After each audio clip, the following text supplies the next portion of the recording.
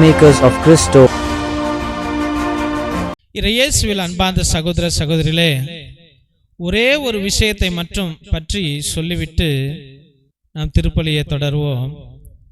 இந்த விதைகளில் சில 30, 60, 90, 100 என்று ஆண்டவர் கூறுகின்றார். இந்த விதைகளில் என்றால் என்ன? 3 விதமான விதைகள், 3 இடத்தில் விழுந்த விதைகள் செத்து போய்விட்டது தெய்வ பிள்ளைகளே. அது பயன் அளிக்கல.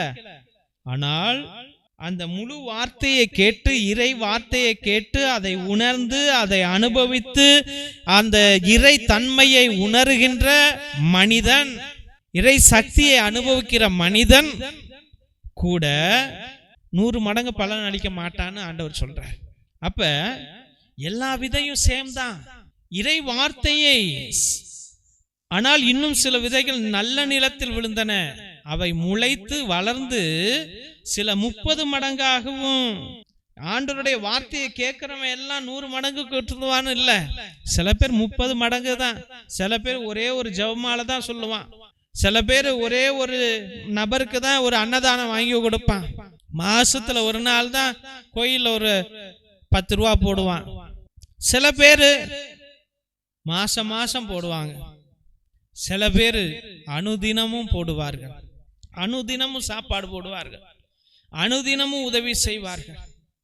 அப்ப முழுவதுமாக இறை தன்மையை உடையவன் இறை பணியை செய்கின்றான். கொஞ்சம் கேட்டவன் காலையில ஆண்டவரை பார்ப்பான், சாயந்தரம் பார்ப்பான், இல்லைன்னா வெள்ளிக்கிழமை பார்ப்பான், இல்லைன்னா செவ்வாய்க்கிழமை பார்ப்பான். செவ்வாய்க்கிழமை எங்க பார்ப்பான்? அந்தோனியார்கிட்ட பார்ப்பான். வெள்ளிக்கிழமை இருதய ஆண்டவர்கிட்ட பார்ப்பான். சனிக்கிழமை மாதா கிட்ட பார்ப்பான். அவ்வளவுதான் அவன் பக்தி. அப்ப சில விதைகள் 30 மடங்காக தான் பயனளிக்கிறது. சில விதைகள் 60 மடங்கு பயனளிக்கிறது. சில விதைகள் 100 மடங்கு பயனளிக்கிறது. இப்ப ஆண்டவருக்கே தெரிஞ்சிருக்குது நம்ம எவ்வளவு தூரம், எவ்வளவு விசுவாசத்தோடு, எவ்வளவு ஆண்டவருடைய பற்றுதலோடு நாம் வாழ்ந்து கொண்டிருக்கிறோம் என்பது ஆண்டவருக்கு அறிந்திருக்கிறார் தெய்வ பிள்ளைகளே. அதனால இன்னைக்கு நம்ம ஆண்டவருடைய வார்த்தையை கேட்டு முள்ளுல விழுந்தோமா, இல்ல மண்ணுல விழுந்தோமா, இல்ல புதர்ல விழுந்தோமா, இல்ல பாறையில விழுந்தோமா? இதுல விழுந்த விதைகள் தான் அதிகம். இதுல விழுந்த விதைகள் தான் அதிகம். ஆனா இன்னைக்கு நீ ஒருத்தன் தான் கேட்கிற.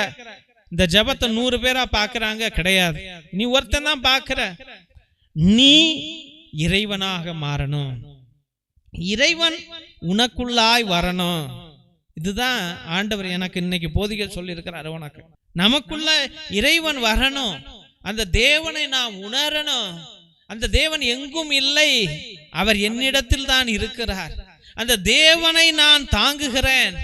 இந்த பாசிட்டிவ் எனர்ஜி நமக்குள்ள வரும் பொழுது தெய்வ பிள்ளைகள், நெகட்டிவ் எனர்ஜி, நெகட்டிவ் தாட் எல்லாமே ஓடி போயிடும். நீ கவலையே பட தேவையில்லை. உன்னுடைய கர்மம் எல்லாம் ஓடிரும், உன்னுடைய ஜாதகம் ஓடிரும், உன்னுடைய ராசி ஓடிரும், எல்லாம் ஓடிரும். கடவுள் தான் முக்கியம் தெய்வ பிள்ளைகளை. ஜாதி பார்த்தவன், இல்ல ஜாதகம் பார்த்தவன், இல்ல ராசி பார்த்தவன் எல்லாம் கல்யாணம் பண்ண என்னத்த வாழ்ந்து கிழிக்கிறான்? எல்லாம் சண்டைகளும், எல்லா பிரச்சனைகளும், எல்லா வேதனைகள் தான் இருக்குது. அதுக்காக ஆண்டவரே எனக்கு வீட்டுல வந்த கோயில்ல போயிட்டு வேண்டுவான், எனக்கு பிரச்சனை பிரச்சனை பிரச்சனை பிரச்சனை பிரச்சனை. ஏன்? உனக்குள்ளாய் ஆண்டவர் இல்லை. உன் உடல் ஆண்டவருடையது. அந்த தேவாலயமாக மாற்று, அதை தெய்வ சந்நிதியாக மாற்று. இதுக்குள்ள பாவத்தை நீ போட்டுக்கிட்டே இருந்தனா, துக்கத்தை போட்டுக்கிட்டே இருந்தேன்னா துக்கம் மேல துக்கம் வரும்.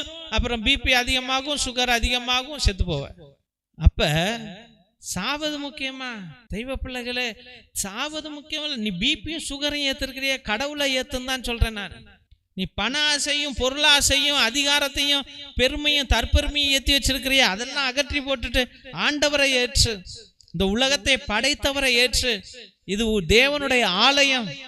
அதனால நீ விதை தெய்வ பிள்ளைகள், நீ விதை, நீ விதை. அந்த விதை எப்படி? நீ கடவுளுடைய வார்த்தையை ஏற்றுக்கொள்ளணும், நல்ல ரூட் ஆகணும், அந்த உன்னுடைய வேறு இறை தன்மைக்குள்ளாய் போகணும். அப்படியே இறை தன்மைக்குள்ள ரூட்டு போச்சுன்னா என்ன ஆகும்? மலர்வாய் மலர்வாய் மலர்வாய். உனக்குள்ளாய் எல்லாமே மலரும். அதனால இந்த தெய்வ ரகசியத்தை தேவன் நமக்கு அருளுகிறார். நம்ம எல்லாரும் நல்ல விதைகளாக வாழ்வோம். ஆமென். திருசிலுவை ஆசீர்வாதத்தை பெற்றுக்கொள்வோம். தந்தை ஆசீர்வாதத்தின் திருசிலுவை. திருசிலுவை உனக்கும் உன் குடும்பத்திற்கும் வெளிச்சமாய் இருக்கிறது. நரக சர்ப்பம் உனக்கு அதிபதியாக வேண்டாம். சாத்தானே அப்பாலே போ. அபத்தங்களை இப்பிள்ளைகளுக்கு போதிக்காதே. நீ கொடுப்பது தீது, நீயே அந்த நஞ்சை உட்கொள். நற்கருணை ஆசீர்வாதத்தை பெற்றுக்கொள்வோம். எல்லாம் வல்ல இறைவன் தந்தை, மகன், தூய ஆவியார் உங்களையும் உங்கள் குடும்பத்தையும் ஆசீர்வதித்து வழி நடத்தி காத்தருள்வாராக. ஆமென், ஆமென், ஆமென்.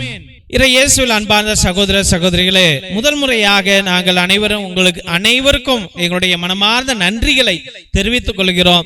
எத்தனையோ பிள்ளைங்க உங்க கஷ்டத்தின் மத்தியிலும் கவலையின் மத்தியிலும் எங்கள் ஏழை எளிய பிள்ளைகளுக்கு, அனாதை பிள்ளைகளுக்கு உங்களுடைய பத்தாத துணி, பயன்படுத்தாத துணி, பழைய துணிகளை கூட நீங்கள் அனுப்பி வைக்கிறீர்கள். இன்னும் ஏராளமானோர் நோட்டு, பேனா, புஸ்தகம், சோலார் லைட் என்று அனுப்பி வைக்கிறீர்கள். எங்களுடைய ஏழை குடும்பங்களுக்கு நீங்கள் உதவுவதற்காக எங்கள் மனமார்ந்த நன்றிகளை தெரிவித்துக் கொள்கிறோம். எங்களுடைய சபை ஸ்தாபகர் மோஸ்ட் ரெவரண்ட் பிஷப் ஹிபோரா குஷாலா அவர்கள் தலைமையிலும், எங்களுடைய சபை தலைவர் ஃபாதர் கிஷோர் பாபு தலைமையிலும் நீங்கள் அனுப்புகின்ற ஒவ்வொரு துணிகளும் ஏழை எளிய பிள்ளைகளுக்கு பகிர்ந்தளிக்கப்படுகிறது.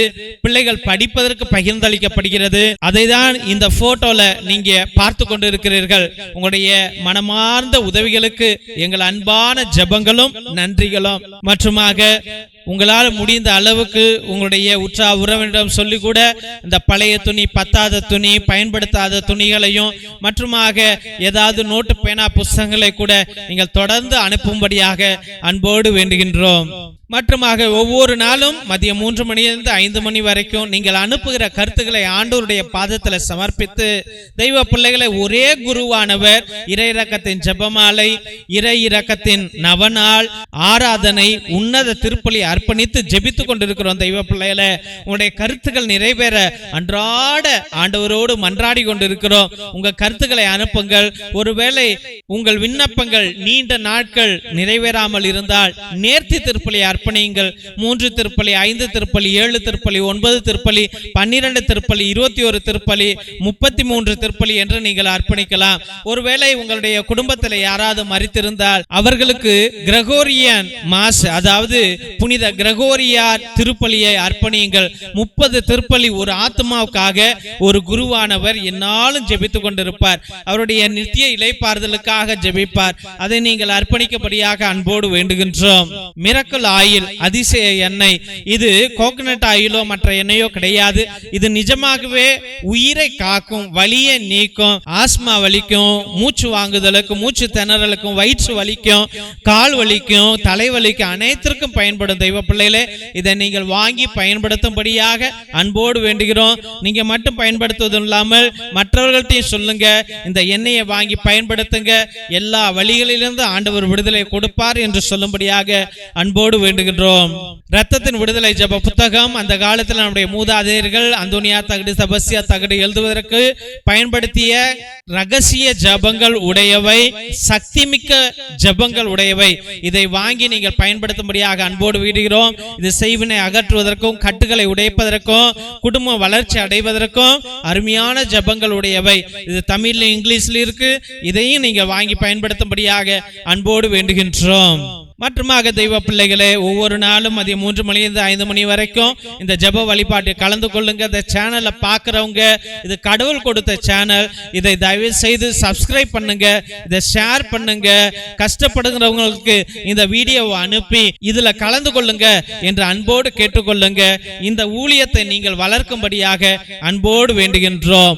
God bless you all.